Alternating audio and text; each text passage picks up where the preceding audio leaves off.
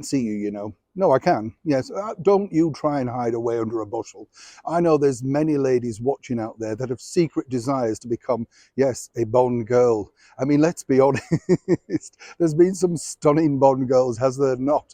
Even the major players, you know, you often look and think, wow, what stunning beauties they are. Halle Berry, of course, still beautiful today. And one of the most memorable, I think, after Ursula Andress coming out of the scene, Dr. No, way back in 1962. And of course, for all boys, we've all kind of played, haven't we, Bean Bond at some point. It is that line, isn't it? You know, 007, James Bond, shaken, not stirred.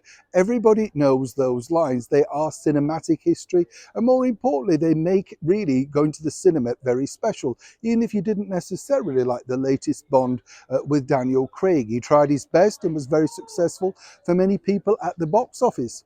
But now the Bond franchise is going, well, shall we say, once again, under some kind of transition. And I'd love to share this with you to find out what exactly you feel about this, because I can't decide. As ever, let me explain.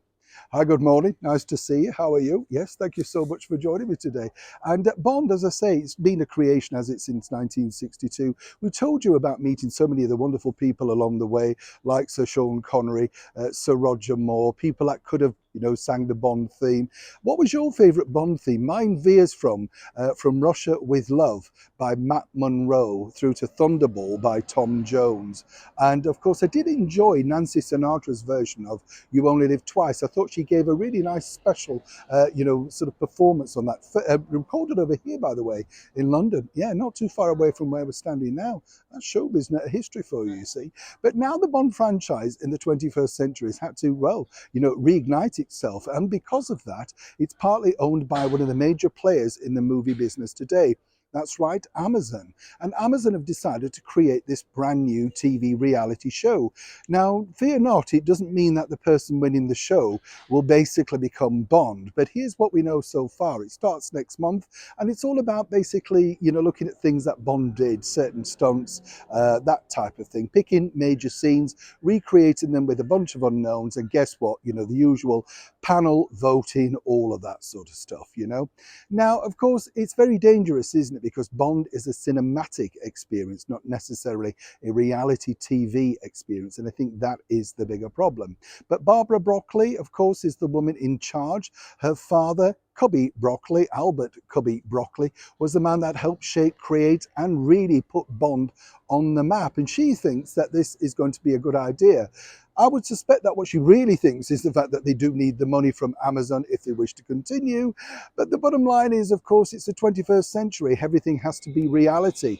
And I would suspect, even though they say there's going to be no connection with the Bond, I would suspect that very soon they would have some of the winners and contestants popping up as a thank you, as a prize in the next big Bond film to hit the big screen. A little bit like Anne Sidney did. Do you remember when she popped up in a Bond in the early 60s after winning Miss World, Miss Great Britain?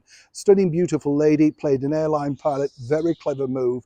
But the bottom line was, it was a little bit more fun in that particular era. I don't know about you, reality and Bond, let's just leave it. Or will this leave you shaken and stirred? Do let me know what you think to this particular story. And will you be watching when it pops up on Amazon Prime? Well, I won't, because I don't have it and I'm too tight to buy it. But do you have it? I'll leave you shaken and stirred for now with that particular Bond shell news. Neil Sean in the very heart of London.